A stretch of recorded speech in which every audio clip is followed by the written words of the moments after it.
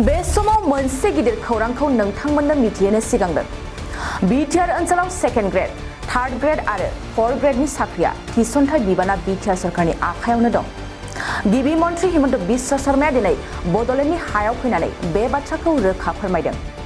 गिबि मन्थ्रिया बुंदों, बिटिआरआव साख्रि थिसनथाइ बिबाना बिटिआर सरकारनि आखायावनो दं। बेयाव आसाम सरकारा जेबो आखाइ गैया।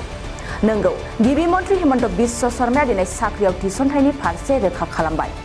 नाथाय सोंथि सिखांदों, आसाम सरकारा जेबो आखाइ होयैयाव प्रमद बर'नि दैदेननाय सरकारा मानो दासिम साख्रि बाख्रिनि इन्टारभिउखौ खुंनो हायाखै? जाय समाव बिटिआर हालामनि लाइमोनफ्रा साख्रिनि फारसे प्रमद बर'नि दैदेननाय सरकारनिफ्राय हास्थायनानै दं।